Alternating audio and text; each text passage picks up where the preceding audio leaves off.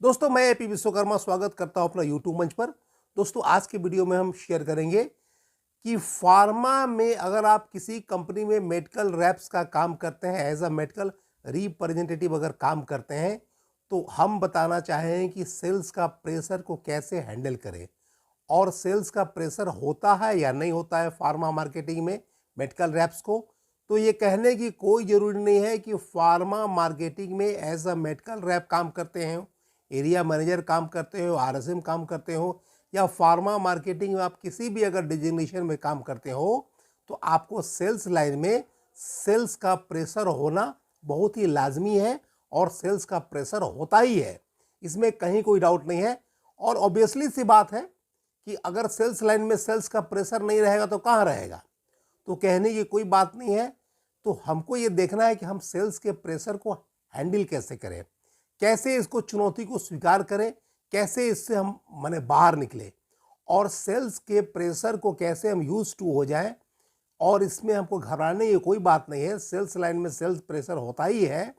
तो हमको इसको देखना है कि इसको हम हैंडल कैसे करें, कैसे इसको टैकल करें, कैसे इससे हम बाहर निकले और कैसे मन में जो एक फियर कम्प्लेक्स होता है सेल्स प्रेशर के प्रति, उससे कैसे हम मुकाबला करें।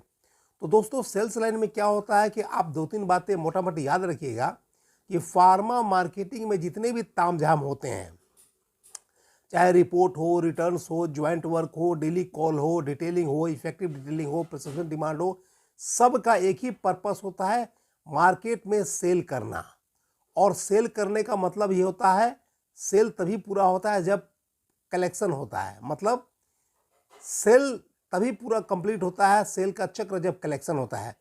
अगर आप मान लिया महीना में 1 करोड़ का सेल करते हैं और आपका पता चला कलेक्शन कुछ नहीं है, तो वो सेल नहीं हुआ। सेल्स का मतलब ही होता है विद कलेक्शन। तो सेल्स और कलेक्शन वेरी इंपॉर्टेंट पार्ट है फार्मा मार्केटिंग का, क्योंकि आप जान लीजिए कोई भी जो कंपनी चलती है, रन करती है, तो जितना भी डिपार्टमेंट होते हैं वो सहायक डिपार्टमेंट, चाहे एचआरडी हो, फाइनेंस हो, पर्सनल हो, पीएमटी हो, सारे के सारे लोग जो है सेल्स पर ही डिपेंड रहते हैं।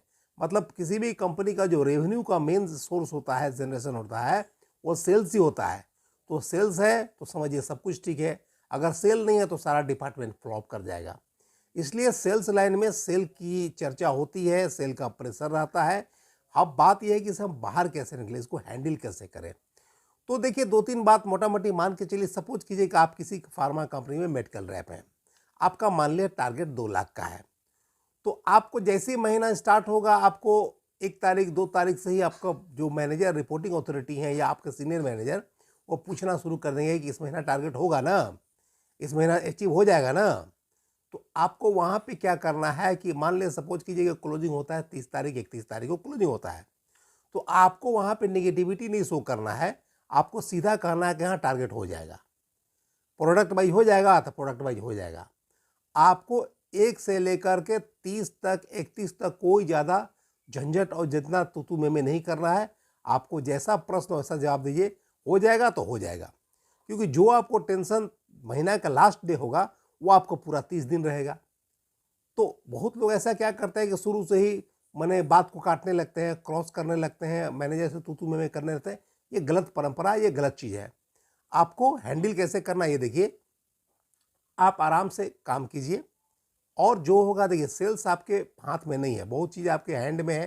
प्लानिंग करना, कॉल करना, डॉक्टर से मिलना, विजिट करना, ये सब आपके हैंड में है। रिपोर्टिंग करना, सब कुछ फीडबैक भेजना आपके हाथ में है। लेकिन बहुत सारा चीज़ आपके हाथ में नहीं है। अब डॉक्टर कितना प्रिस्क्रिप्शन लिखेगा, कितना कस्टमर परचेज करेगा, क्या होगा, बहुत सारा चीज़ आपके हाथ में नहीं है। तो इसके लिए बहुत सारा शुरू से पैनिक होने की ज़रूरत नहीं है। इसको कैसे हैंडल करना है ये देखना है। तो जब भी कोई आपके सीनियर्स मैनेजर या रिपोर्टिंग अथॉरिटी कोई पूछे, आपको फ्रॉम बिगिनिंग से कुछ नहीं करना है कि नहीं होगा, पॉजिटिव वे में बात करना है कि हो जाएगा, सब कुछ होगा। फिर लास्ट डे जो देखा जाएगा, जो होना होगा होगा। तो एक दिन के लिए हम लोग 30 दिन परेशान होने की क्या ज़रूरत है, पहली बात। दूसरी बात यह है कि आपको सेल्स जब लाइन में है तो सेल का जब प्रेशर रहता है, तो आपका सेल्स तभी होगा जब आप बेसिक्स पे काम कीजिए।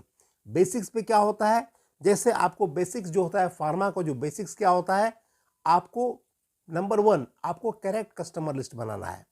आपके जितने भी डॉक्टर लिस्ट होते हैं, अगर आपके सही नहीं है, पोटेंशियल नहीं है, दमदार नहीं है, तो आप सेल नहीं निकाल पाइएगा।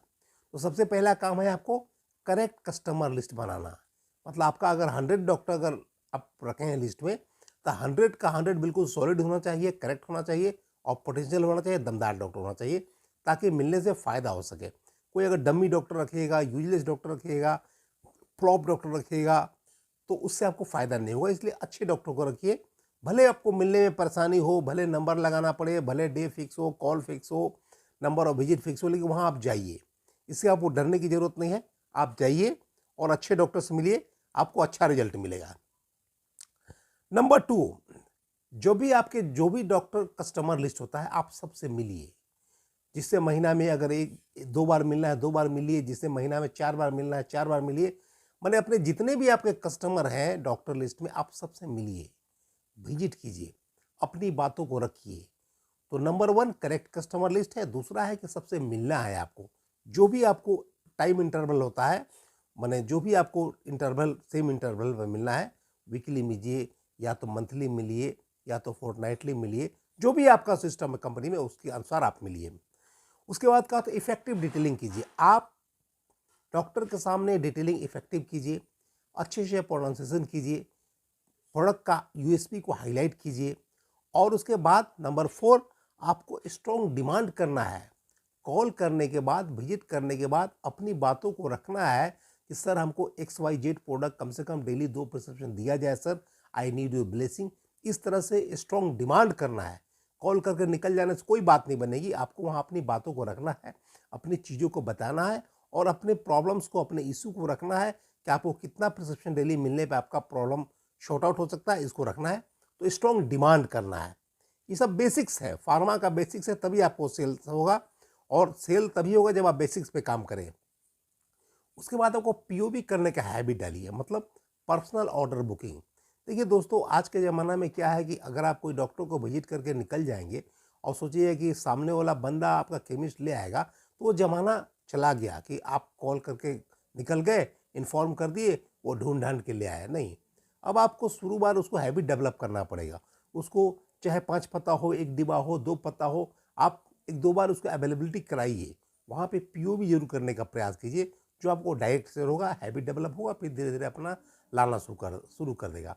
तो मतलब पीओबी जरूर करने का आदत डालिए, चाहे जो भी हो पीओबी। आप मन में मानिए कि हमको डेली 2000 करना है, 5000 करना है। आप एक प्रयास ऑब्जेक्टिव लेके चलिए कि हमको पीओबी करना है। तो personal order booking is very very important. उसके बाद RCPA करके ही डॉक्टर से मिलिए। रिटेल केमिस्ट प्रिस्क्रिप्शन ऑडिट, मतलब retail chemist prescription audit RCPA के बाद ही मिलिए। अंधेरे में तीर नहीं मारना है, आपको हार्ड वर्क के साथ साथ स्मार्ट वर्क भी करना है। आपको देखना है किस डॉक्टर में कितनी पोटेंशियलिटी है, हमको कितना लिखवाना है, कौन कौन कंपनी के लिखते हैं। प्रॉपर आप डॉक्टर का एक RCPA करके ही डॉक्टर से मिलिए, तो आपको ज़्यादा बेनिफिट होगा और आप अपने टारगेट को आराम से अचीव कर पाएंगे। आपको सेल्स से डर नहीं लगेगा। उसके बाद आप मिक्स प्रोडक्ट का सेल कीजिए। अगर आपके बास्केट में मान लें अगर 20 प्रोडक्ट हैं, तो आपको 1-2 प्रोडक्ट को सेल करने के बजाते या बेटर है कि आप सब प्रोडक्ट में काम कीजिए। हर प्रोडक्ट का कम से कम 2-3 प्रिस्क्रिप्शन डेवलप कीजिए। हर प्रोडक्ट जब 10 डिब्बा 12 डिब्बा आपको मार्केट में बिकना शुरू हो जाएगा, मूवमेंट शुरू हो जाएगा, तो आप कंपनी में हीरो ही बन जाइएगा। क्योंकि हर कंपनी चाहती है उसको हर प्रोडक्ट का मूवमेंट हो, और साथ में आपको कहीं से इन्फिल्ट्रेशन भी नहीं होगा और आपको टारगेट अचीव करने में आसानी होगी।